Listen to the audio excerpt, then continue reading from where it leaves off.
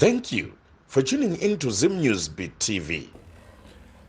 Patinoenda kumadzikereke tinenge tichienda tine mufungo yekuti ikoko ndiko kwatinoenda tichinoponeswa tichinotapudza dzimwe nhamo dzedu. Asi chanetsa sekutaura kunoita Bhaibheri rinotaura kuti shoko rangu muviri wangu, kureva kuti tese takabatana pa the body of Christ. Iko zvino tiri kuona vakuru vemachechi vachiita makompetisheni ekuda kuona kuti ndiani ane mweya, ndiani anonyatsoona. Ndofunga mazuva apera tisingatauri nemazita, vamwe vakaona makompetisheni aiitwa kumakereke. Tozvichizvibvunza kuti zvichine umwari here kana kuti tipenengure nyaya iyi. Nhasi tadeedza Prophet BT Chikomo kuti vatitsanangurire kuti zviri kumbofamba sei mukati memachechi. Ndinokuchingamidzai pano paZim Newsbeat TV. Zita rangu ndinonzi Frank Wesere. BT Chikomo, makasimba here? Tinotenda vateereri vese nevatariri all over the world. Ndini wenyu Prophet BT Chikomo.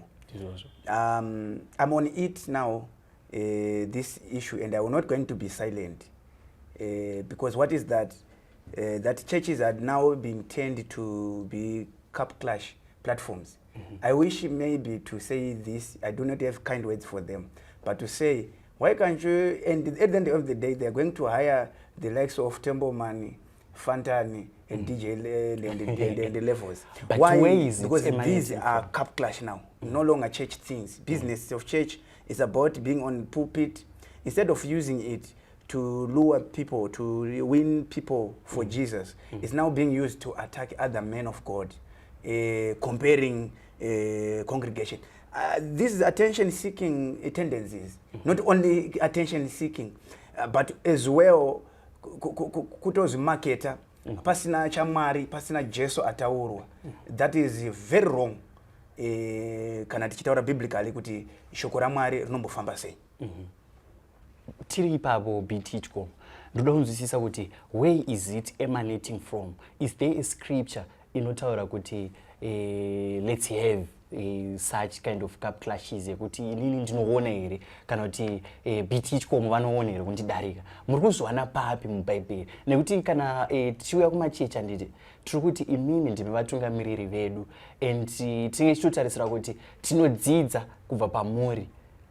Muri kuzviwana papi? Right, inini ndiri kuti hiring entertainers to church, it's nothing to do nezveshoko raMwari.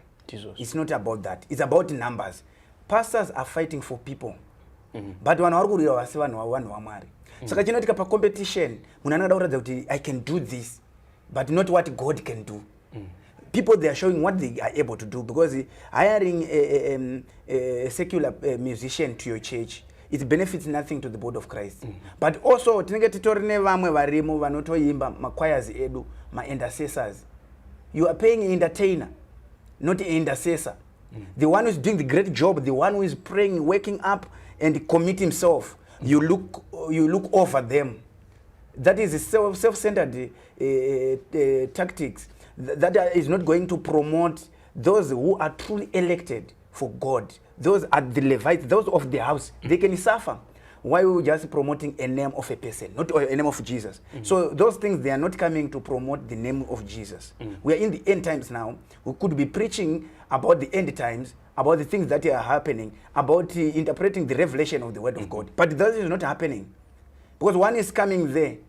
He's telling you the watch is expensive. I bought it in Dubai. The shoe is shining because my clothes, my luxury. You know, but Jesus hates poverty. Right, he hates poverty. But there's not such a kind of a poverty like this one, because the Bible says, I came to those who are poor, but not poor physically. Jesus. Those are poor spiritually. How can you say this person is poor when you have got a poor spirit in you? We see it by your actions, no matter how much you can have. That's why I say, when you come and show off what the wealth you have, and you say you have got God, that's you are showing the first class of Saskam. You need to go to psychiatric because your mind is not well. Because poverty is not measured of what you have, on what you can do yourself. That cannot measure you to be a true man of God because you have got the whole world. Even Jesus Christ was offered the whole world, but they refused.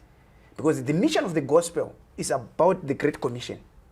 So nobody is saying, in the Tokwana, because in the Simuka, and I afford the Chakati.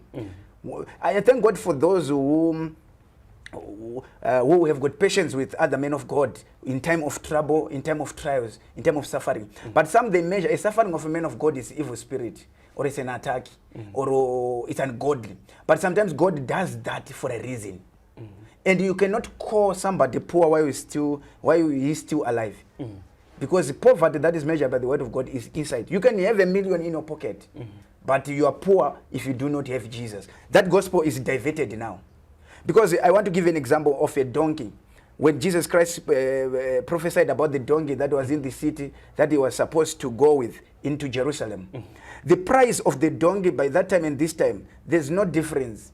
There's no difference. A donkey is still something, no matter, even people respected it. But up to now, people, they didn't, after the respect, people, they didn't raise the value of the donkey. The donkey is still a donkey even in today.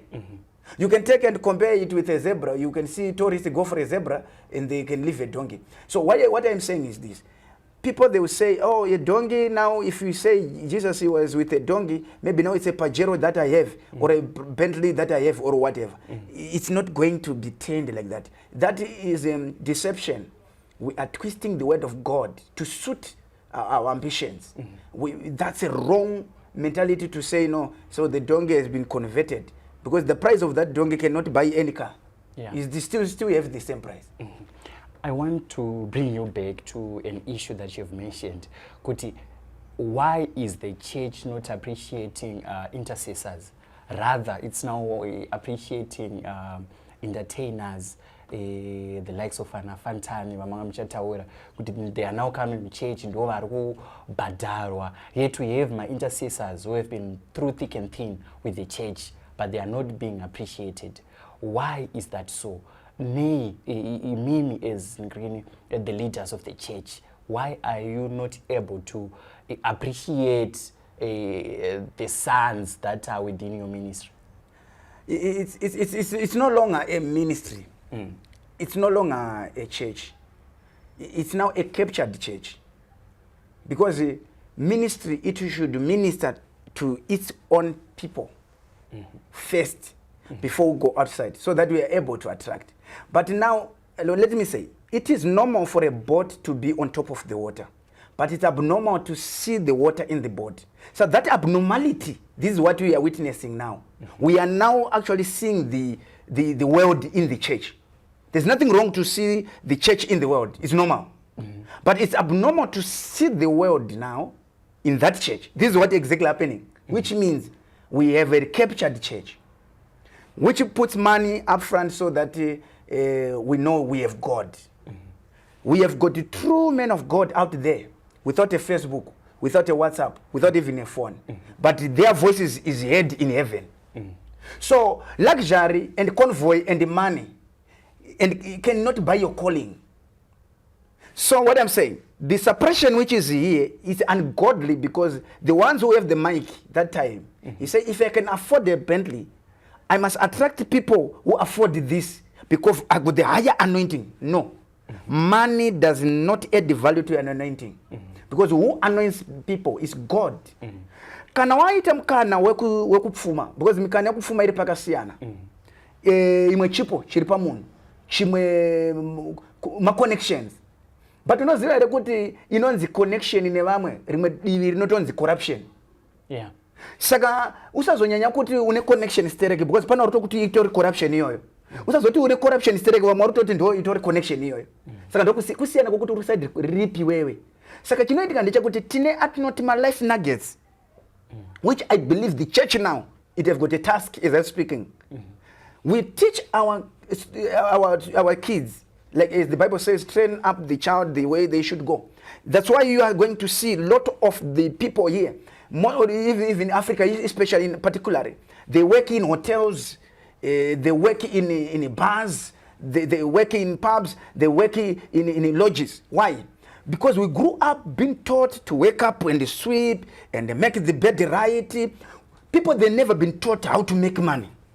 Those are the nuggets which our people have never been taught, which I say even our elderly people, even those who are after us, those men of God before us, rest in peace, Anababa Guti, rest in peace, Anapi Dichweshi. But I mean, what I'm saying, we could have taught this generation how to make money. Because if you say other ways, if you start to make your money, of course, people, they start to attack you. Muna nemara, I say, but they attack you because we are not taught how to make it. It must be a lesson, but the one who got that will never tell anyone. Makanamata mchiti ndi namateo ndisikeo. Pamasika. Akuna ngoti namata iwewe. Unofira prayer. Pano dano ndi my life nuggets ekutoudzwa kuti ita ichi ne ichi.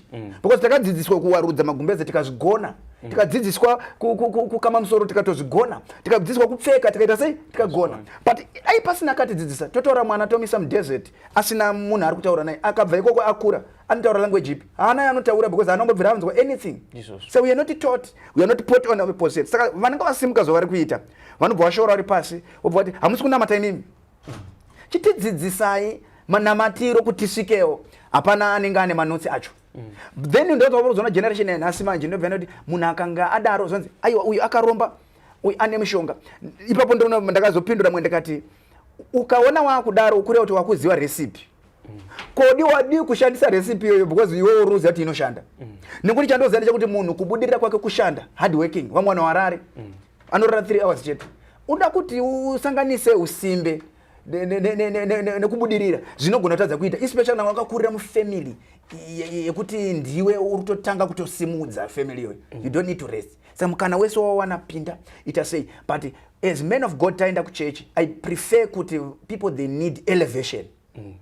Kwete zvinhu zvinot demoralize moya yawo. BT Chikomo ndakudzorere kumashure pa issue yamati batemba mati CA issue of bringing my entertainers ku church. Ku church kuziva kwatinoita kana kuti matauro azvinoitwa pachishona hakuna munhu anoenda kuchipatara asingarwari. Isn't it a way yamuri kushandisa imimi as church leaders ekuluwa those vari munyika kuti vauye kuchurch knowing kuti if I bring some big names aitonga nafantsano wamambenge muchataura nevamwe vakadaro vachadhonza vamwe vari kunyika ukuthi no musoisandi kuchurch kwakati kunana ningi then ipapo maakukwanisa kuchivabatsira kuti vasangane naJesu. To those jokers, they are jokers. Yes, I said it myself here. To those jokers, I'm saying they are using money to outshine other pastors. Because the one in Zarabani cannot afford to bring Fatan and to bring that cup clash. So how is he going to lure people? The one who brings people to the kingdom is Jesus. Because this kingdom is not yours. Why are you putting too much effort and undermining the other elected ones instead of helping them? Like I said, the world is very intelligent. But BT Chikomo, tiri ipapo, are you now saying kuti as the body of Christ and you are now in competition kuti uyu anazo uyu haana uyu can bring some entertainers ku church then uyu ari kumuzarabani haasi kukwanisa? Are we in competition yet isusu tese we are saying kuti tiri the body of Christ, not bodies of Christ? This is the reality. This is actually happening. We don't want to run away from what exactly that is happening. It's a competition. That's why I say to those jokers, this is competition. This is nothing to do with the work of God at all. It's about making our names. Because that's why I'm saying you cannot make a name of yourself. Instead, to make the name of Jesus be glorified. As long message ikapera isina kuglorify Kristu, ndiye kumba kwenyu aisiya Mwari. Saka izozo zviri kuitika vanhu vachombera maoko. Iva vanhu futi ivava. Ndo vanenge vachiombera maoko kana zvichiitika izozo. Those entertainers. Right. Then Weeklepians. At the end of the day. Unotonzwa munhu achitokumbira ato muchechi imomo kuti baba Harare imba istambo ari muchechi. Saka who caused it? Because actually the messages that was secular message because music zakutoterwa navanhu vakatodhakwa because vanonzwisisa zvazvinoreva but there's no meaning ku churches zestambo panapa. But tika vamwe vari kutwista nawo malyrics ka akuitwa emuchechi. if it's your choir doing it, nothing wrong if they put it in a better language than hiring. My thing is, you cannot hire an entertainer why you have got an intercessor. But you are hiring that one and give it 2,000. Then uyu wako arikumukira uyu arikukunamatira. Arikudzokera kumbakadara chinzi God bless you. Achinamatira zvinhu zviri kuda mari, zvikuisirwa prayer. But chaunza changa chichida mari abuditsa iri mari. But nekuti chache mutendi manje chakungodzi God bless you, I pray for you. But bada 50 cup. Nyashangadziwanda. Hakuna ndimi dzinobhadhara rent. Kunamata akupusise uye kupusa kunamatisi. Saka kana ukataura ndimi usina kubhadhara rent ndoda anokudzinga une ndimi dzako. Mukombi chaimo ukatotaura ndimi usina kubhadhara kombi kondaita anoti driver misa kombi dzima mota. Pane ndururani irikura unotongonzi ndururani ukabhadhara zonzi munhu wamwari abhadhara. Saka we are twisting it to suit ourselves. These things is for people. Unaziva chandiri kutarisa ndechekuti competition iripo pakuti of course mumwe asimuka atanga kuataka varombo kuti inini handirarame nezvemuplate inopiwa muchechi sekunge chivi. Offering inongotenderwa kupiwa. That's why mubhaibheri makwa imwe chembere yanga ine mapeni. Jesu haana kuishoropodza nekuti apa zvishoma. Haana kumboishoropodza akatoti ndiye apa kudarika vesa. Ndiye apa kudarika vesa. But ndiye anenge anga ane tumapeni. Hatuna chatiri kutenga ichange zvayo. Hatizivi kuti change yanga yatobva kumwe kana kuti ndoti wandasungirwa ndichanopa kuchechi. But ndiye anobvanze naJesu uyu. Sei Jesu asina kumuti uyu mudzorerei. Nekuti apa tushoma ipapo biti Chikomo because pa social media iko zvinezvi we are very lucky kuti we are living in an era ye social media. Pane mamwe mavideos anotosekelera uchiona men of God vachipopotera kuti mubasket amunopinda zvakakwana. Is there a rate kuti kana uchipa muchechi unofanira kupa zvakadai kana kuti? No, giving is giving. Because giving it doesn't change kuti ya giving pakuita sei. Mari zvayakaita ine dambudziko. Inochinja zita zvichienderana nekuti iri pai. Kana iri muhomwe mako inonzi pocket money. Kana iri muchechi inonzi offering.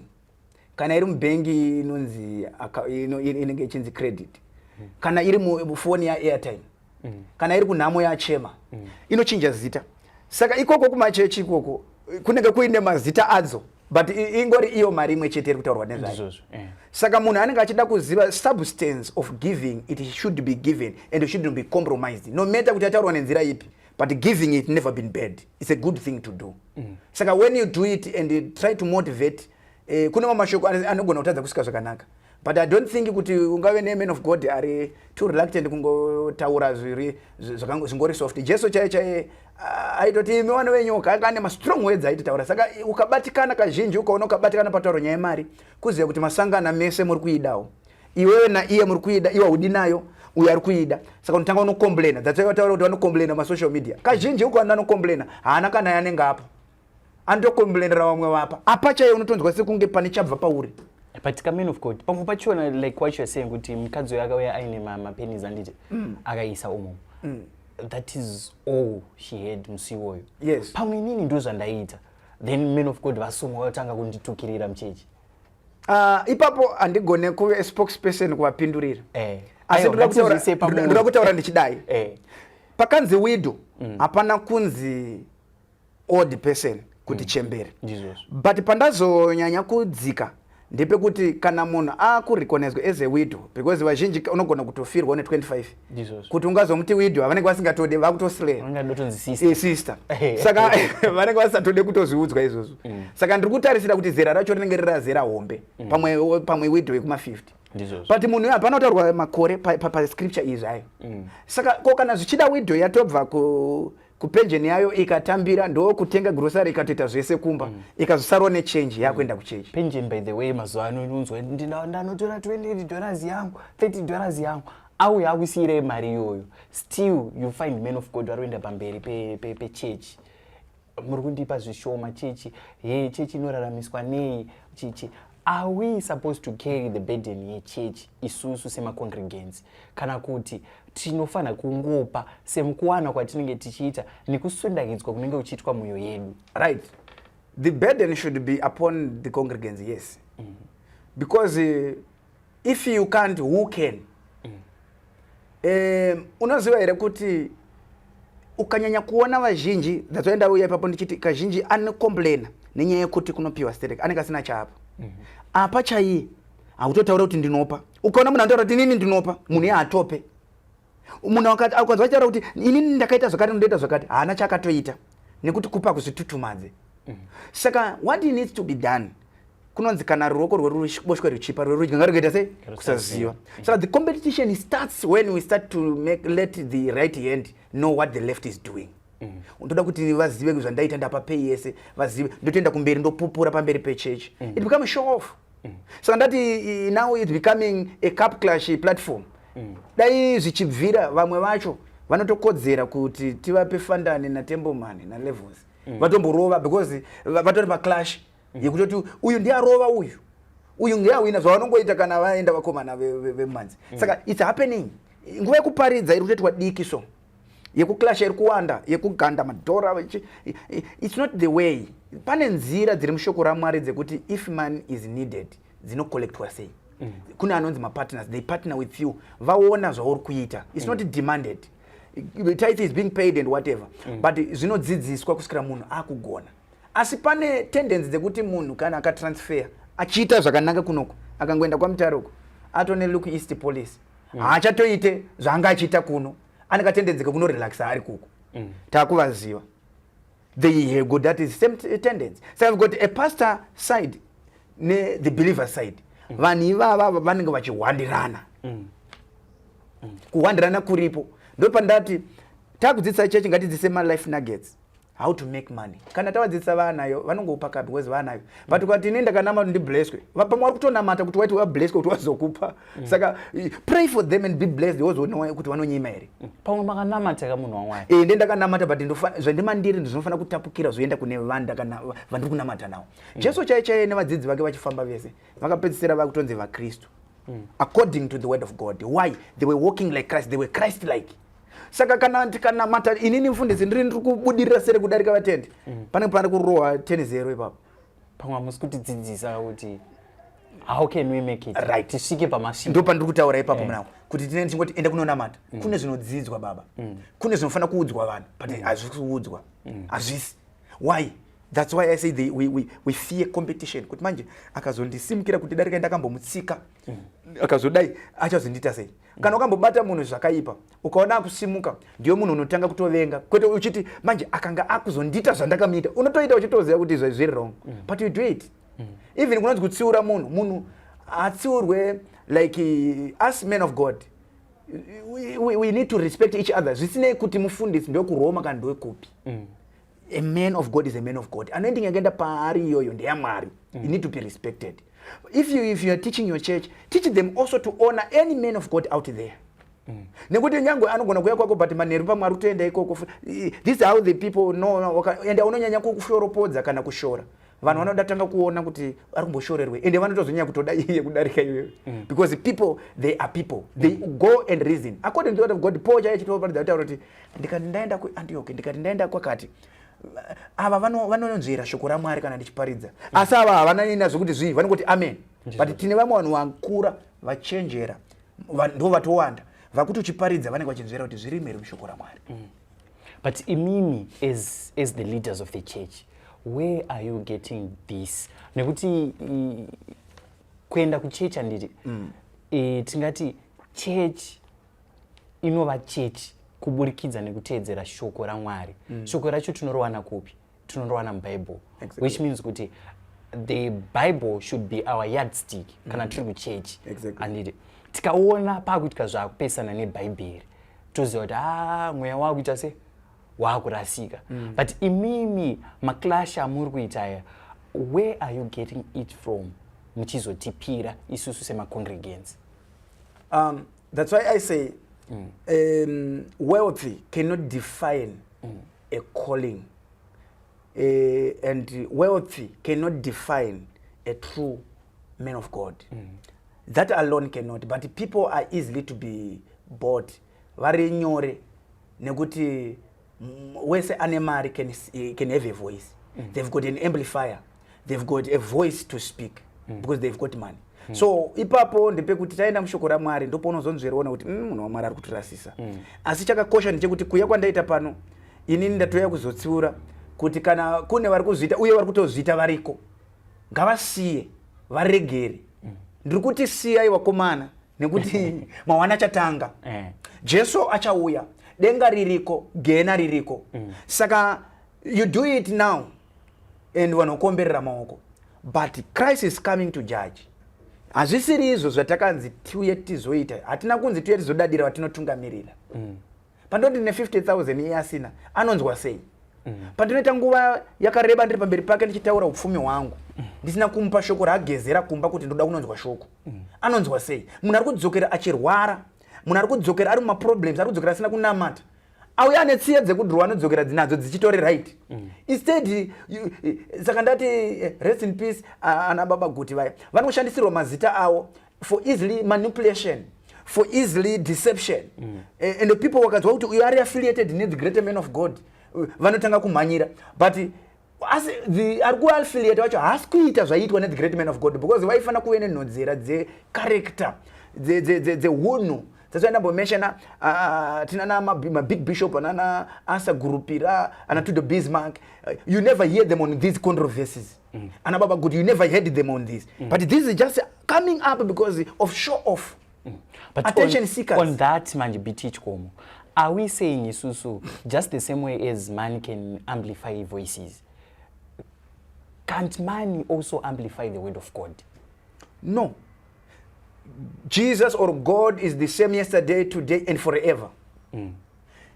You'll be lying to people because you're amplifying yourself. Because wakutonyanya kutaurwa nezvako iwe kudarika Kristu wacho. Paparidzwa maridzo yavhurwa 1 hour. Uchaona kuti Kristu pangovhurwa Bible kuti riturike nyaya. Inopera iri yekupenengura ichitaura life yemunhu. Nazvisirizo because tese tine zveduo. Zvatakato na mwazo tonoti apa ndimwara. But kana ndapiwa nguva iyoyo ngaive nguva yekupupura. But yekupupura yacho munhu waMwari akapupura futi. Vanhu vanoona sekunge show off. But kana semunhu waMwari auzopupure mazoezi kuti ona ndiri kuitirwa. Mwari wangu atori bo, ndatodya mazai. Uri kutarisira auya asina anofila sei. Because a church mababa menza kuti akafanira chipatara. Kuchipatara kune psychiatric. Kuchipatara kune wemaziso. Kuchipatara kune makumbo, kune labor. Kwese kune yowerere ikoko. Ndozo geta church. That's why you know kuti munhu anogona kutodrive mota yake inodhura achinda kuenda ku church ageza. Ndakwenda ku church kuti mweya wangu pone. Obva wasvika kuri kunopondwa mumwe munhu waMwari. Obva wasvika yo kuri kutotaurwa zvehembe yakabva ku Dubai. Obva wasvika parutaurwa zveGucci nyowani iri mbag. Obva parutaurwa mari dziri maaccount. Ndozo tavinga here. Tavinga Kristu. Iko pakupondwa kwemunhu waMwari apa pa BT Chikomo. Are we in competition as the church? It's individual choice, as much as I see. But it's the most people that are easily to be heard. Ndo vanhu vari kukurumidza kunzwika, ndo vanhu vanenge vatori nemafollowers akawanda. Which means that's why I say they are diverting people. That is actually a deception of its highest order. Because you are deceiving. Right. Then it's defined according when you follow, if you follow deeply with the heart and defend such kind of activities. Then we are now knowing these are your followers. But still, nekuti shukura Mwari ndakandidzidzisa kuti ndofana kuve loyal. Ndofana kunge ndichi respect the anointing. Of course the anointing is there. But the character is not meeting the anointing. So those followers, of course, they are of God. Because nobody have got on anyone. But they are being deceived. And then they are not knowing now they are no longer being the followers of God, they are now followers of a person. That's when they start to defend a person. They'll never defend Jesus. Because my next question was going to be, if we are saying, good, my men of God, you have followers, and it may be mukatrades, because like what we have said, ku church there is no one who is perfect. Munhu waMwari anonoto kanganisawo asanfana zotsvaga chi paakarasika odzokera unogadzisana nani nemusiki wake. But kana mukatrades mukatadza kudzoka imimi mune mafollowers amune here kutirasisa amuna kurasisa mweya vanhu hobo here wamaenda nawo mutrain. Izvozvo zvine zvakatongwa kare zvirimo hatizvirambe uye hatina mamisira atinozviita because zviri muchiprofita cheshoko raMwari zvinofana kunge zvichitoitika. That's where the Bible says kuti nzira yekuenda mugomba yakapamhama asi yekuenda kuupenyu yakaita se yakamanikana. So it's about choice. It's not about going to be forced to people. But vatiri kutaura nechirongwa chinofana kunge chichivhura vanhu kuti vanhu vapepuke, vachangamuke, vasvika pamunhu waMwari. Of course ndewaMwari, akadanwa naMwari, asi achiri kuita zvaMwari here kana kuti Mwari achiri kuita nezvake here kana kuti ndiye akungoita zvaMwari, Mwari asaite nezvake. Saka there must be your spirit, according to the book of Romans, that there must be a witness of your spirit and the spirit of God. Kuti sure mweya waMwari apa uripo, mweya waMwari apa wataura. That's when I say manipulation is easy kune munhu atendwa nevanhu vakawanda. Chese chaataura vanhu vese vakutofunga kuti chiri mushoko raMwari. That's why wakaona kuti Adam naEva chakavaparadza paipa here ndechekuti Eve akatonzi chese chataurwa tiri muno muEden chabva kuna Mwari because maitogara muchitaura Mwari. Saka machechi nemaprofita ari kutaurwa naye naMwari and of course vachitotaura zvinhu zvichiitika. Akazotaura zvake, people they are not able to differentiate that this is now him, this is God. Ndo marasikira anozoita vanhu. Saka vanhu ndevaMwari asi pekupedzisira vanopedzisira vavake. Why? Because vamutenda zvaari kuita achishandiswa naMwari. Kana vakapusa ndo pekuti akadona naivo vanobva vadona. Asi kana vakangwara vanofanira vachitonamatira munhu waMwari yeye. Iye vanofanira vachitonamatira. Ndo patakutsvaga inonzi loyalty. Ndo patakutaura vana vaNoa kuti kune vakatoenda vakaseka baba vadona. Asi kune vakauya vakafukidza baba. Ndo zvandiri kuti kufukidzwa kwevanhu waMwari nhasi kana munhu waMwari akadona. Unotozwa kuti atori munhu waMwari anotanga kuataka mumwe munhu waMwari. Tinoatakana pachedu. Hakuna kusimudzana, hakuna kutsigirana, hakuna kusapotana. That's why ndati munyika ukachikoka gumbo vanokuisa plaster, vagokuisa simbi, vagokupa maclashes kusvikira wakufamba. But ukachikokera kuchechi vanokutsika rimwe racho kuti usari usitorina. Havadi kutoona kuti unge uchitofamba. Vanogona kukuti Mwari akukomborere but havasi kurevesa. Komborerwa uone vanotanga ndiwo vanotanga kutaura kuti akaromba. Mafambiro akasi kuita zvakanaka. They are the same people. Saka vachinzi vatendi vanotenda zvese. Asi ndiri kuti ndauya neshoko rekusimbisana navo nekukurudzirana navo kuti ngatinamatire the body of Christ because we are at a risk. I come not only just as a prophet BT Chikomo but as an apostle of the body of Christ. Ndiri kuti siyai vakomana kureva kuti the word have been reached them. Vacharamba vachiita kune vari kuteera vari kuve glued ngavaone kuti pavaipinda service Jesu aparidzwa papi, abuda papi, anzwika here pana Jesu anopataurwa nezvako chete. Wazvirumbidza iwewe wabva watoenda. Kungoti mune musina kuziviswa kuti mantu yakumusangano wenyika hausi waJesu, hausi waMwari, haisi service. Service isina Mwari, isina Jesu ataura, isina kufamba kwesimba raMwari, isiri kunopera vanhu vari mumisodzi yekutendeuka kuti ndakuda kusiya zvakaipa kureva kuti tine ndisati tatanga. Saka vanhu vakuuya vachiita zvavanoda. Chechi yanzvimbo yekuita njake. Saka ndati cup clash, platform yekuti ukangofunga kuti uite kadhiri kako kakuti uzikanwe kungoenda kuchechi woti man of God ndoda kuuya ndizoita drama rangu. But drama racho harine neumwari. But BT Chikomo tiri ipapo this is for us congregants. Tiri kubvunza imimi some man of God. Yes. Where should we draw the line kuziva kuti iko zvinezvi mufundisi wedu varasika pakuvanamatira ipapo nekuti pamwe pachona kana muri kuti tinofanira kunge tichitonamatira man of God. Yes. Pamwe tiri kutomunamatira nemukutadza imomo kuti tine chingoona zvese ari kugona. Tonzvera sei mweya kuti tizive kuti iko zvinezvi mufundisi wachiri pana Mwari kana kuti iko zvinezvi apapa vanenge varasika. Uyezve tinogona here kuti taona kuti mufundisi wedu vanenge vakubuda mugwara rechinamato. Isusu sema-congregants, are we then able to go to the man of God and say, munhu waMwari, paya taifamba so tichitsigira neBhaibheri mavhesi aya munhu waMwari anoti zvakati apa musi kunonge maakurasika here takatarisana nemavhesi aya because the Bible is our yardstick anditi ndo rinofanira kundidzora ndo rinofanira kutungamira futi munhu waMwari. Where should we draw the line tione kuti munhu waMwari arasika? Generation yatinayo generation inoda zvinhu zvakapfava, inoda zvinhu zviri soft, inoda microwave gospel, inoda zvinhu zviripo zvinhu zvisina kamwe kakuoma kakushanda, zvisina mama efforts, zvingori soft, zvongomuka mangirozi dzakatoita zvinhu. It's a generation which is not easy to convince to say patience pays. Inoda chiripo chezvinhu. Saka nekudaro they are being offered kuma churches kuya. Number one, you being offered not to give offering at all. Then you want some comfort zone. Muna church kweda kunangana pressure emari. Zvese unosvika zvaitwa. Munhu iye is being robbed a destiny because giving ine blessing ayo. Saka ukaona waenda in a church inokurambidza kupa iro shoko raMwari rine more than 200 scriptures dzekupa, which means that church is not a church. I don't know what is it. It's not even a church, because a church, it has to teach people principles to work and principles to give back and principles to appreciate. So if you have got a pastor, but ukazoti nini antobodekana nemari yenyu, you are robbing your people. Akusi kuti waita maristerek. Kureva kuti you are using the blessings of those people to your benefit or to your fame. Because whether wataita mari yakawanda, go and teach people to and they still give you. So kafana baba wako iwewe vakanga vainazo vatori nemari azvireva kuti musi webirthday present rawara vanokodzera kunge vachipiwa present avo vatengere nyange vachiiafforda, you can still do it.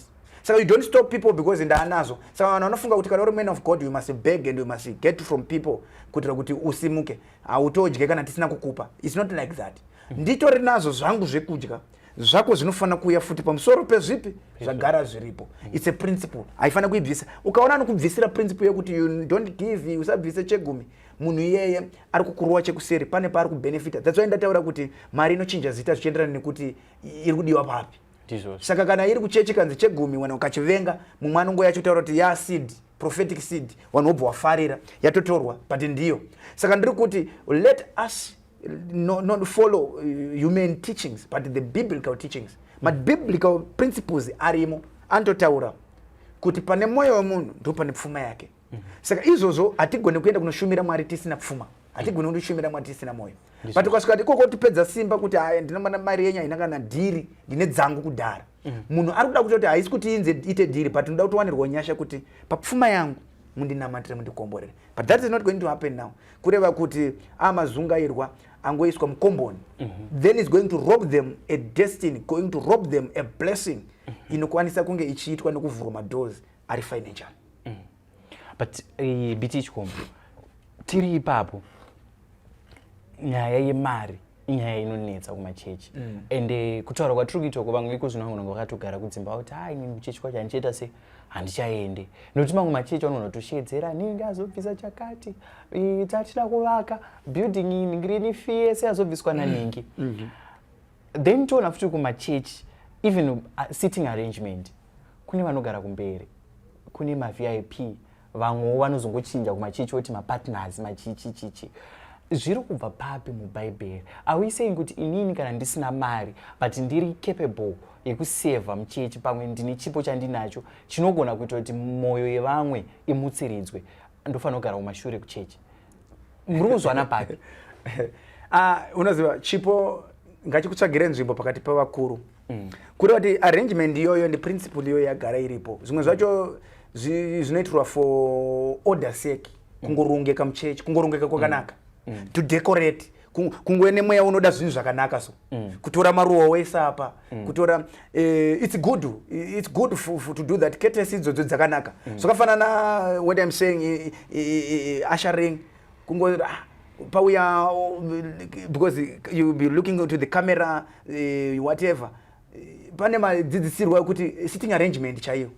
Unogadzika vanhu sei? Anditi murume nemudzimai ugara pa, it's a teaching inogona kudzidziswa ikatobatsira kunonzi kurongeka. Zvekuti munhu anouya kana muenzi anozwa kuti magariro evanhu yakarongeka. Hatisi kuti wewe kana usina mari chigara kumashure. But niwega unotoziva. Jesu chaanotaura kuti kana waenda pawadaidzwa usanosvika uchinogara pamberi. Igara kumashure kuti uzodaidzwa. Saka ita kuti chipo chako chikutsvagire nzvimbo. Ndose patatare chipo chemunhu ngachimutsvagire nzvimbo pakati pavakuru, ngachibhadharwe. Kwete kuhaya vekunze. Ari muchechi anogona kuimba, ngaappreciatwe. Nasi tine muimbi wedu, minister wedu warishumira wakomana. Ngatimbopawe madhora. Unobhadhara rent. Ndopa ndiri kuti ipapo anoridza keyboard mukomana. Uyu ndi engineer. Uyu ndi cameraman. But we have got tendency yemachurches kuti anonzi God bless you. God bless you. God bless you. Hanjwe ndini kama munhu kumba uyu. But haiwa uya andati entertainer. Atobhadharwa asati asimuka.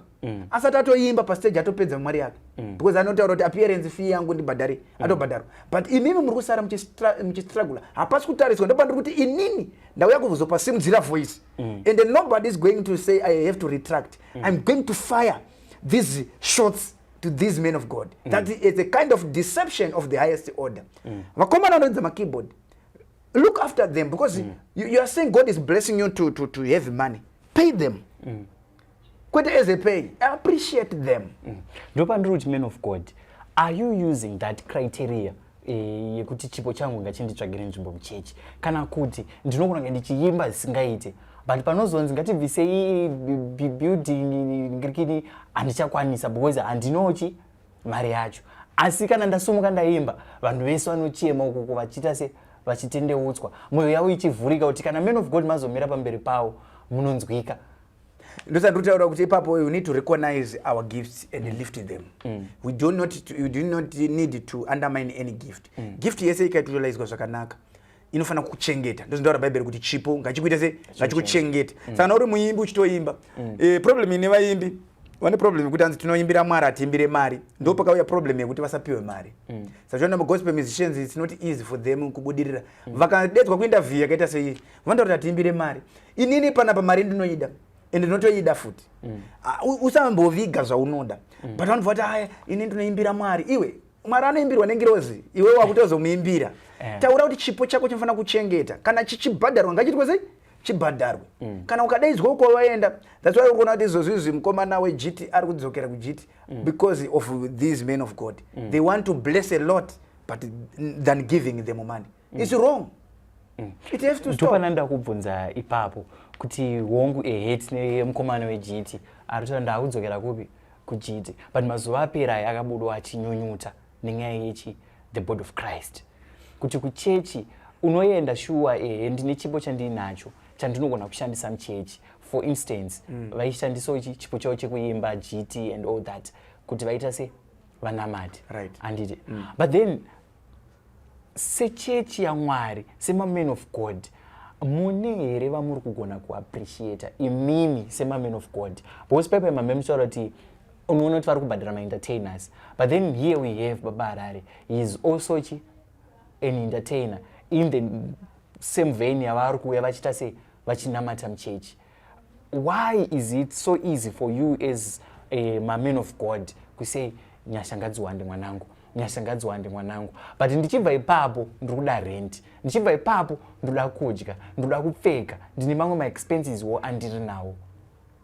Mukomana uyu dai akangwara aisatombotora nzira yakatora yakamupa rombo rakaipa zvikuru because what I'm saying is this. Panga asati ati ndatendeuka ndakuenda kuchechi aihaiwa achitobhadharwa mari svino achitobhadharwa chichimupo chichimuchengeta pakato ndatendeuka ndauya havachamupe mari ndonati unyengeri huripo pa-the body of Christ women of God kuti they like something there to lure people kuti onai zvataita tikutora vanhu ava tichiwapa mari why vauya kuti taakuda kunamatawo nemi you no longer appreciating them hamuchade kuhaya mangoti pese pese papa resi mukamumboita zviya zviya yakuita nge clown atoya kuzoita madrama manje the body of Christ is not serious ine vanhu vasiri serious zvachose vanofana kuti vazive kuti they need to position themselves and they need to repent and try to appreciate each other, to appreciate the body of Christ, to appreciate a gift that is in the house.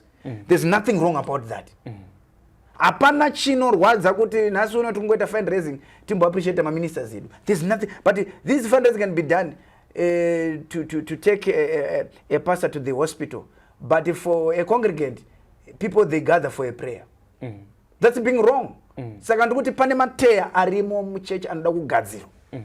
Baba ndakupanzvenga pane mateya baba apa kuti munhu waMwari akwara anoungadzirwa mari yekunorapwa zvakanaka. Mutenda akwara anonzi vatenda handi tinoungana kumba kwake tinomunamatira ameno kuti metsi dzacho dziri kubuda here pogadziriswa nani asi isusu vatende tisinouchira mongo kuzvinhu zvisizvo. That's why tati tinopedzera tane vatendi vedu but not is following the truth. Chokwadi ichochi chachidiwe nemunhu ipapa ndichitotaura baba you are going to see people attacking because they don't want to hear it. They want to support wrong things always, because they grew up in error and they want the error to stay. They don't want to be corrected, and that is going to cause a lot of trouble, a lot of generation yakasiwa kuzinu zakarurama. Saka tine generation iri kufamba only the Christianity yakasiyana Muslim now, because Muslim wakatorongeka zvawo avarwe. The Quran is one, but we have got one Bible the same, but people have got inyaya ye ma attention seekers, inyaya kutsvaga mazita makuru, inyaya kuzikanwa inyaya mbiri. Hapana zvimwe.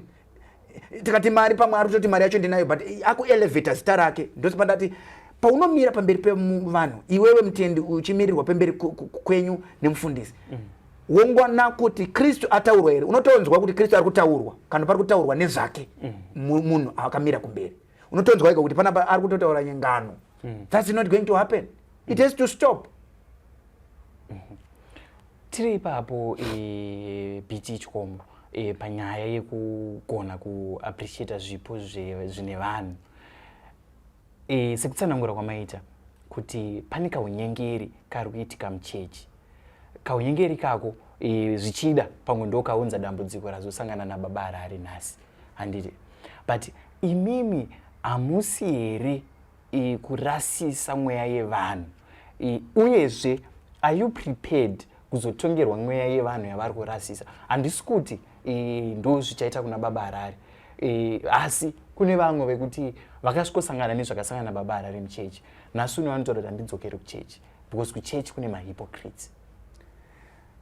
That scenario is very correct and genuine, because it have caused a lot of trouble. Vazhinji varunduka because of such kind of treatment, especially the gifted people. That's why wakazoona ndiani fungisai akazoona kutoimba danso, because the church does not appreciate their own. There isn't talk. Vakasimbira pamuromo sepinjisi baba. Izozvi vakasimbira futi pama keyboards vachi defender. Zvinhu zvavanonyatsoona kuti logically these things are wrong. These things are correct. Well, we even attack the ways of the church, how the church can make money. Isusu wafundisi tisinotorwisa kuti zvakadai mukaona zvichiitika zvakafanana nezvema guest houses zviya. Ndakazviti nini means dzekuti pamwe church iite mari. Mari iyoyo yobatsira zvimwe ma developments. But inotoatakwa kuti hazvina umwari. Hazvina zvinomborwa na Kristu. Of course transition inogona kunge yakuda kutidzidzisa kuti how do we teach our people to a give, to a sacrifice? Takufana kutongo varovedza kuti vakasautonzwaro vanoyemura zvevamwe asi zvavo pasina kwazviri kuenda. Enda kubhora chaiko. People, those people, they've got one spirit. They pay attention to their things. I remember one day inini angu andinyanya kufarira bhora ndakanzwa zvichinzi Manchester United ya winner. Ndakati ya winner yeta chii ndichida kutonzwa bhora zvikanzi 1-1. Apa kuti 1-1 kwavari yatowini because maluza yanga ita say awandisa. So but they continue supporting their faith kuti tatowina. Kutodraw but hakuna vanhu vanomira vachisupport the body of Christ or to support another man of God. Never. They will attack you. Go on social media. Enemy of God hands out. I don't know. They will go there. This is not correct. This is the devil. Yeah, that's why that van. They couldn't do over it. Zivedenga. Kana try badar when mari. And this kona va rombo vai kona kuri badar va chiripinda. And this kona va mo vai kwanisa. Especially kana raga iskwa mazimbabwe ni pambere va chicheka kuti ndiana no pinda. I'm telling you, they are too judgmental with the silly and the things that we just need kuti tingotorana pakona totsiurana. Shamari izvazviti. Asi unotozvibatira maiki kuti udze nyika yese. Hapana zvausi kugadzirisa. Hatisisina ma-father figures. Ndozvimwe ndozvada kutaura. Hatisisina ma-father figures vanotsiura the body of Christ. Vanokwanisa kupa gwara to the body of Christ. I remember one day when Apostle Good allow Prophet Makandiwa to pray at Glamis. The world was being shocked. We will accept a man who was not accepted with the people. That's the reality. We saw it happening. So, atina ma father figures who put things straight now. That's why in that rest in peace, Baba Good, rest in peace, P. Ditchwesh. But we've got fathers here, bishops, who are big and mighty people, which I'm saying no. Anababa Tinsway, Anditika, ndikuzotaura izvozvo. Anababa Tinsway, Anababa Tudo Bismarck, Tinsway, Anababa Grupira, Tinsway. Vamwe vese ma-father figures. chimbopayo vhesi renyu mutidzidzise mutitrene nekuti isusu vechidiki we have got a chaotic situation which ourselves we cannot admit or accept kuti we caused it. But there's a real issue there which needs us as the body of Christ to come together, which needs a real and proper revival to come upon this land. Otherwise, as we are saying, Jesus Christ is coming, killing this shame. As a prophet BT Chikomo, but as an apostle of the body of Christ, now it's about the body of Christ. But never kuru wakatitangira kuziwa mwari nekumunzwa.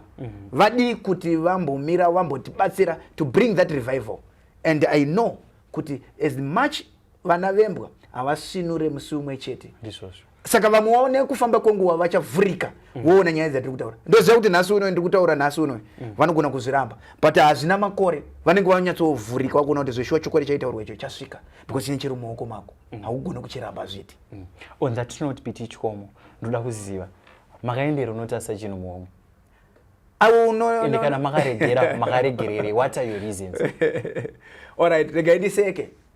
Inyaya dzekuti tikadzinzwa pasocial media tinotosekawo tiri kumateresi kwakataurwa nevakomana vemazuva totoseka kuti ndo zviri kuitika. Alright, I can't do that. Why? Because zviri kulidwa na men of God. Why should we go to a play game ipada pamwe toda kunzvera mweya? Hatina spiritual meter inogona kuti inzvere mweya. Bhaibheri chaicho rinoti regerai zvikurirane venhema nevechokwadi. Inini pandiri panapa ndinototaurwa nevamwe vatori machechi kuti is a fake prophet, but ndinotosekawo nyaya dzakadaro. Vamwe vachiti is a genuine, vamwe vachiti is a fake. Nobody knows until Jesus Christ himself will point. But on that ndingangoti ukaona pane ma genuine prophets ese ukandishaya inini unongoti enda pa wrong line up, because I know the calling that is upon me. We cannot go pamutambo wagadzirwa nekuti augadzira ndiye ari kuziva kuti unofanira kupera sei. Ari kuda kuzvigadzirira zita achishandisa iwe. Ada kugadzira zita achishandisa kudhomura vamwe, kusuppressa vamwe, achiti avaone inini nendeka. Hakuna zvinhu zvakadaro.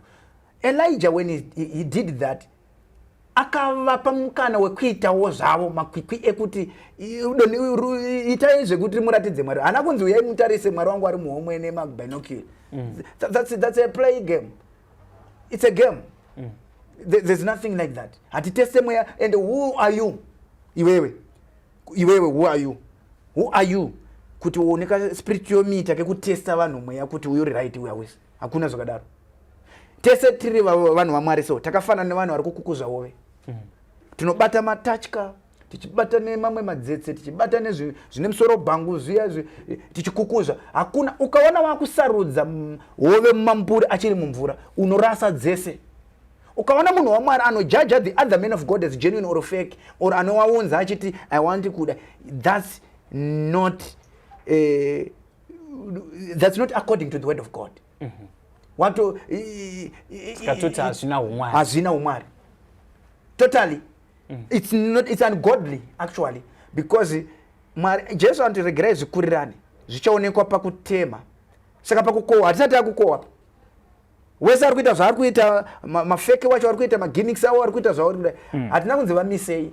Jesu chaiye panguva yake ane vamwe vakataurwa nevadzidzi vake kuti pane vatanga vachitaura nezvenyu vachiparidza uko asi tavamisa. Zvikanzi mavamisirei vasiyei, as long as they are talking about us. Nobody will stop anyone who is talking about Christ. That's why chinoti machechi acho akawanda iwe unosarudza kunoenderanawo newe. Kana uchirwara nemakumbo usaende kuZioni kunotambwa uchijambwa so unorwadziwa nemakumbo wese, unotsvagawo kunoendawo kunoda kuenda uchidhonza tsoka dziriko. Kana machechi ariko ana Jeckenisheni nedzimwe, they are there, you choose. But ukazenga wakuda kuti wamira pamberi kwanoti iya ina Mwari, iya ina Mwari, iya ina Mwari. No, Mwari haite zvemachechi asi vemachechi ndiwo anoita zvaMwari. Saka we have a wrong men of God who stand on their pulpits instead of serving the body of Christ. They are using it to attack each other. Saka uri kuitei. Hakuna umambo unozvirwisa iwo wega. Umambo iwo kana uchiona uchipesana hausi umambo waMwari. Saka ndiri kuda kuti mashoko andiri kuda kutaura mamwe ndeyekuti if your spirit of God cannot be transferred into someone, there's a question about that spirit. There's a doubt of the kind of spirit. Because a spirit without measure it goes in everything because it is without measure. But ukangoona that spirit only works upon you only as a man of God. Iwewe chete unongoshanda uri pauriwe chete munhu waMwari kuwamo kwaugone kuno spread unowana matisi, then we have to doubt, we have to question that kind of a spirit. But also who are we to say all this? Ngatisire kuna Mwari ndiye anogona kutibatsira. I think nanga nyaya yangu iripo pakutsiura vamwe vedu. Panzvimbo ndamira pana ndamira semapostora waMwari kuti nditsiure mapostora vaMwari nemabhishopa nevafundisa.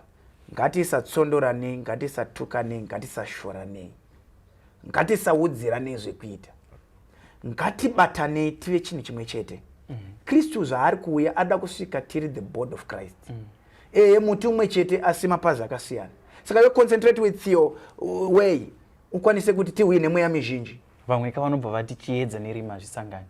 Hapana rima ratiri kuona because chiedza kana chitoripo rima ragara rinotoenda.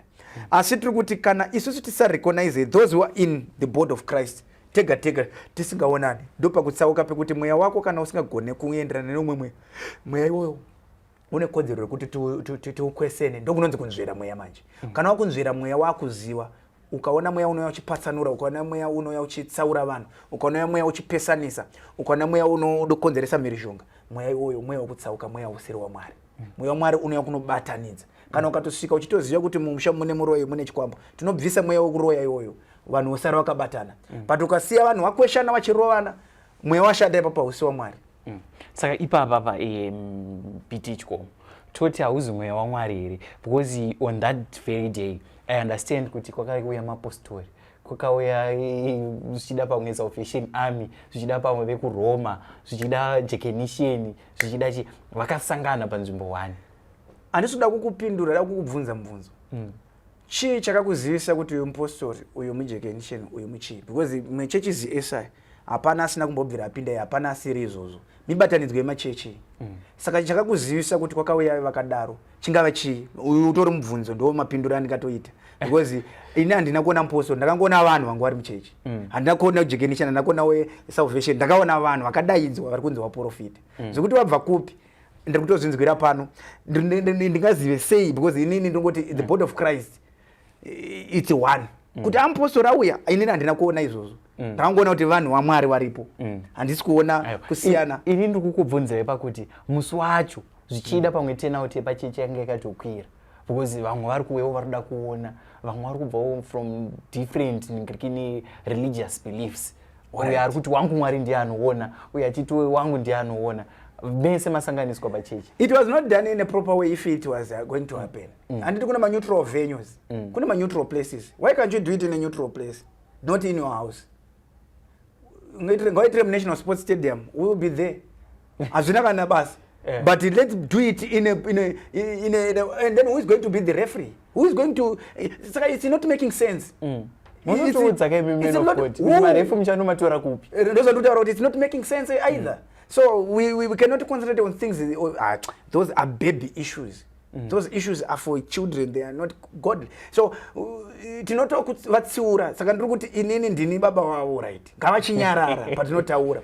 Vadzidze vakanyarara kuti paunongotaura ukatsauka zvisiri mushoko raMwari, watotsauka nzira yaMwari, watorasisa vanhu. Ende Mwari haazvidi. As long as siri magwaro eshoko raMwari, because hazvina scripture yazviri yekuti zvinge zvichisupportwa. Saka automatically zvisina kuti zvaitwa nani. We need to be bold enough to say a no is a no. But we are not bold. We are too loyal that we can sell our udangwe hwedu isusu takutotengesa nesupu nekuti tikungotambira nekuti takatenda mumunhu tisina kutenda muna Mwari wacho. Saka ndati panonida a connection in the spirit. Unless otherwise I cannot be a spokesperson. Pane a different approach or a different understanding that revelation. But to me it was just a play game. Magame asingatenderwa muchechi injuga.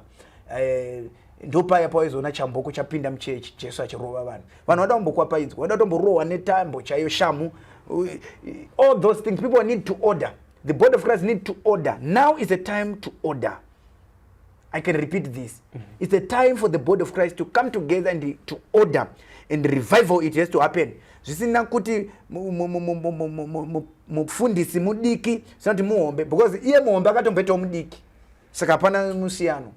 We are competing with the small issues. Kunza young pastors big one, it's not about that, but tikuti gwara vakuru ngavatiratidzewo gwara ratinofamba naro nekuti vadiki vari kutorasika takarasiswa. All right. Saka we need to repent. And what are you using to judge? This is a big pastor, this is a young pastor. Because handichakakosha mweya uri mukati memunhu waakatakura. Pakuziva Mwari nepakufamba naMwari panoda kuremekedzwa. Kuti akakutangira kuziva Mwari, that respect inofana kunge iripo, because ane zvaakatoziva zvaMwari kudarika. Ndipo panozoya mentorship iya. Saka patikuti vakuru hatisi kuti takasiyana, mweya waMwari umwe chete, but mutual respect yekuti uyu akatangira kuziva Mwari and akafamba naMwari kwenguva yakareba, ane zvakawanda zvaanokwanisa kuti trainer, kuti dzidzisa, kuti tinge tiinazo. Wongu hakuna munhu ari perfect, tinorasika, asi we need guidance of each other. So that kind of guidance ndeyati kuti tisaiviga tisingapanane maclues, tisingapanane manuggets kuti shamwari ichi chinobatwa so, you handle this thing like this. Mune hondo machechu amuna rugare ihedheke dzega because vanhu vakatanga kuda kunodzidzisa zvinhu zvinosuta environment yavo. Kune rimwe vhangeri risingaparidzike kune dzimwe nyika wabuda muno, ringonongoparidzika muno muZimbabwe chete, kana ringoparidzika kuEpworth chete. Risingaparidzike pane mamwe platforms. Saka it depends kuti uri kuriparidza vhangeri racho uri pai and uchiparidzira kunani. Haugona kuti ukasvika kune vanhu vane mota wese woti receive your car iye nayo woti waparidza vhangeri. Hakuna vhangeri rakadaro. Wangoda kungotamba nemweya vanhu vasina mota kuti vachadziita. Receive your car, what I receive. So we need the true gospel. Of course you receive things in the spirit, but there must be a teaching of the word of God deeply. Mun azara neshoko. Manifestation yezvinhu hazvisi kure. Zviri inside you. That's why makaona kuti Adam, when God when he want to create Eve, or to make Eve, akangokotsirisa Adam, then he has to bring out Eve out of Adam. Everything that a man wants, it's inside you. Those are the nuggets that we need to teach the church how to manifest ourselves in this. But now this generation haugonekuudza izvozvo. Musoro mayo madhanganyika. Because you can't teach them those things. Mavari vakufunga kuti wese anze aita mari atoromba, wese aita mari ane corruption. We are not teaching people the right thing. Is it even possible? Nekuti like what you are saying kuti muchechi mune hondo. Indikatona biti Chikomo havabhaisa baba. Mangwana muchechi mangu Sunday. Nengoti hanu makazomuona akazoita zvakati. Hanu makazombozona zvataimbotauira pai. Uhoyo munhu wenyu uyu. Is it even possible kubatanidza church? And inini ndikuenda pamberi pesangano. Where am I getting the audacity yekuparidza mumwe men of God? Ndichitadza kuti brother, pai I think udema akafamba so. I think izvaigona kukuitira zvakanaka. Ndosanga ndati ihondo yekurwira vanhu. Ihondo yekuunganidza vanhu. Ihondo yekudiwa isusu tisina kuisa Kristu anofana kudiwa. It's an error. That's a biggest error ever. But people are doing it in a way yekuwina popularity, which will benefit us nothing either. Of course, it will for now, but not forever. It would never last. You need to glorify Christ. Vanhu ngaone Jesu iwo mira parutivi woti ndiri muranda pasina. Ndozvinotadzidzisa shoko raMwari. Hatizvise in position yeumwari. Hatisi ana Mwari. Hatifana kunamatwa. It will attract deaths, spiritual deaths. Zvokuti God akatsama. He will kill his people. He will kill those prophets. He will destroy. Because tatora glory yaMwari. Mwari chinhu chaasingade chanoti ndimwari wegodo ndechekuti kune atora glory yake ave Mwari iye. We are not gods. We are not God. We are not the Almighty. He is there. Saka ngatisei vanhu kuna Jesu. Iye ochisarudza ega vaakada. Isu hatigone kumusarudzira kuti iwe unoqualify. Iwe hauqualify. No. It's wrong. That's why ndati I will never, and I'm not going to be silent on that one. I will not retract it. Why? Because we need to elevate each other.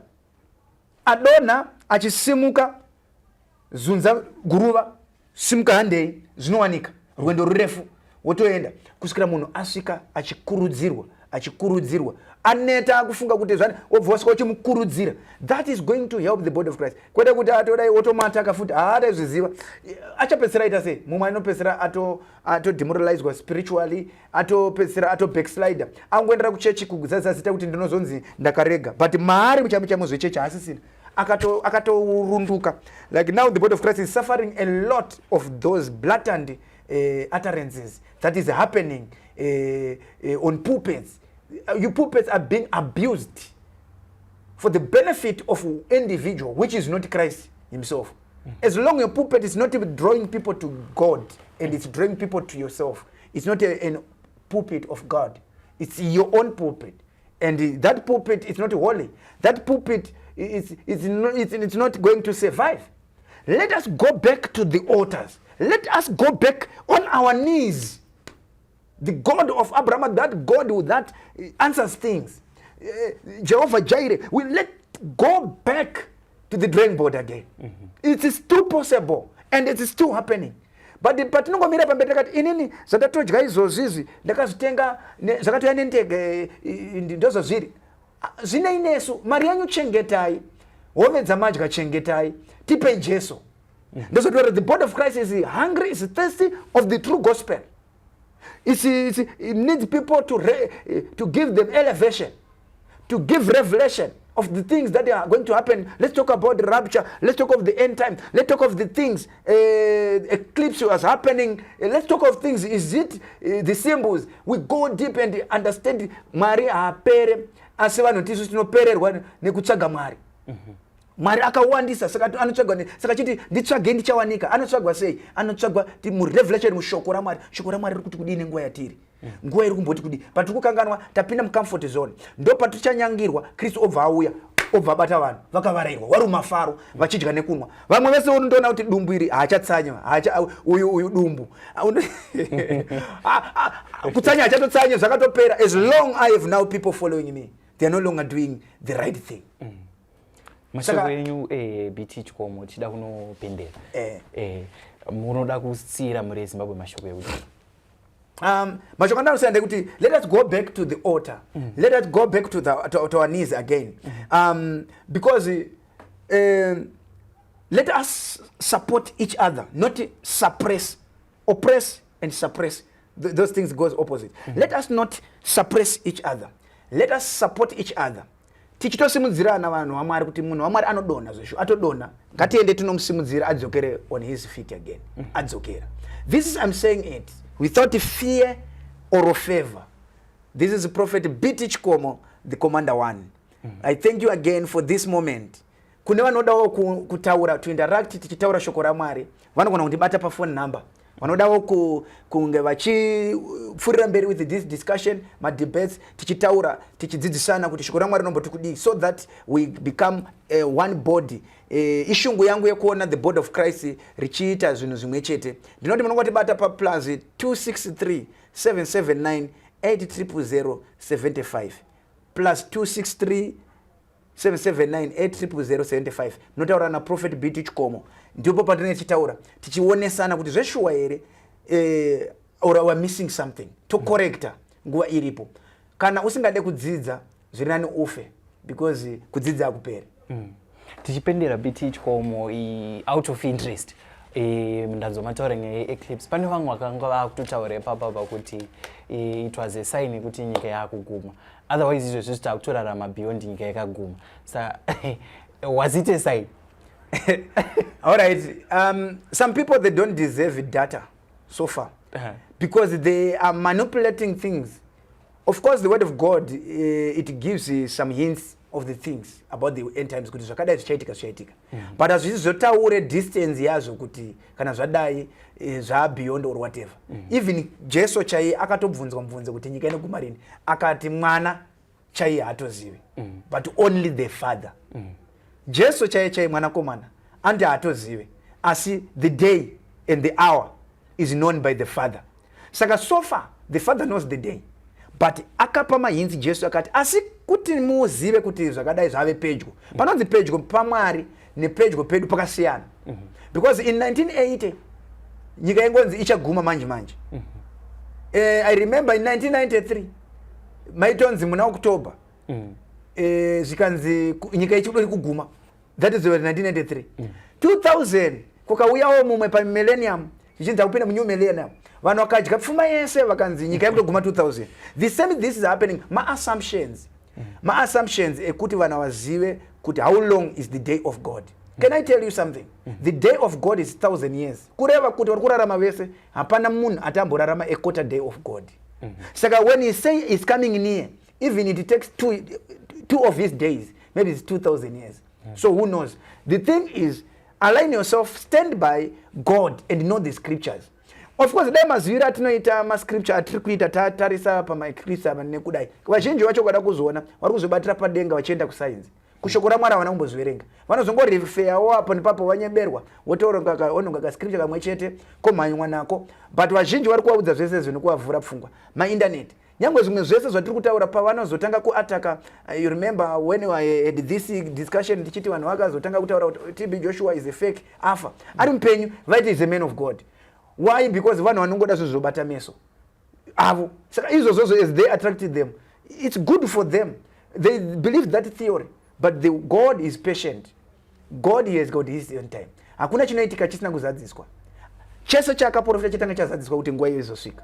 Saka nguva iyoyo, let's gear up for that. That's why I said we need to preach the Great Commission, repentance, and people let them come to Jesus. And the people repent again. This is now the season, not of the prophetic era. The prophetic era is passing. It's coming now, the apostolic era. The apostolic era is now where Jesus is an apostle. He's more than a prophet, he's an apostle. Apostolic order is to make things, to make order, to bring back the church to it. That's why I said, I come not just a prophet, Chikomo, but as an apostle of the body of Christ. Don't forget why aren't I saying, I'm announcing the times of the apostolic era, not the prophetic. Chiprofita icho chinezwe seza wabvunza zwe chiprofita zwe ma clashes. It's a sign yekuti chapera shoko raMwari ndirega ndora kuda kurarama. It's a sign yekuti the prophetic is there, but it's not going to be too shouting. The apostolic is putting order in the body of Christ. The body of Christ needs leadership, which gives instructions now. We have been prophesied enough. But now we need the word of God now, the word of revelation. Let it be preached to us. Let it speak to us. Let it start. Ngati pinde iti chinzera magwaru. Tobvatanya tuzeote right. Taguta. The apostolic era ichidarika. The coming of Christ is there. Because the 540 ministries, the apostolic is the last office.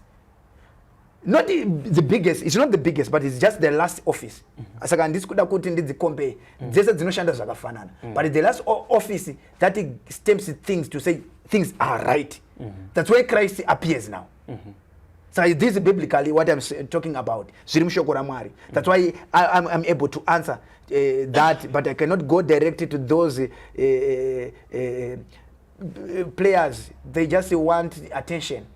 So attention seekers for attention people. For me, it's for the kingdom, it's for serious business, is to reveal the revelation of the end times in a proper way. It is a topic for another day. There you have it, viewers. Tangatina prophet Betty Chikomo vachititsanangurira pari kutsveyama andingati church. Nofunga vatsanangura vakati, why is it so difficult for us as the men of God to bless or appreciate zvipo zviri muchechi, yet we are able to appreciate ma-entertainers ari kubva kunze vachiuya mukati mechechi. Nofunga vabata zvakawanda vakabuditsa kurasika kwatiri kuita tichiti tiri kuita zvinhu muMwari, isusu tatorasika. Chimwe chiombe chavataura ndechekuti hakuna munhu waMwari anokwanisa kumira pamberi pekereke achituka mumwe munhu waMwari.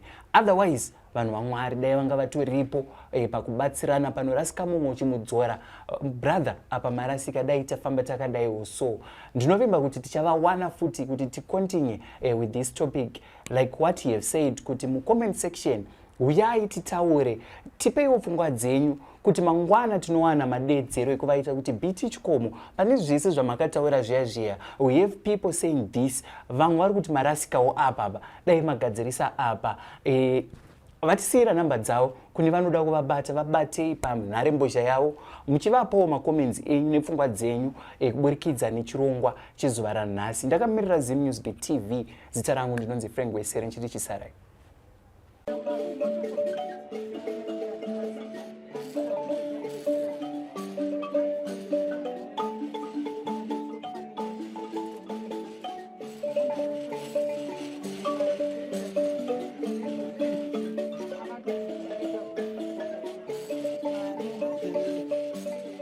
Thank you for tuning in to Zim News Beat TV.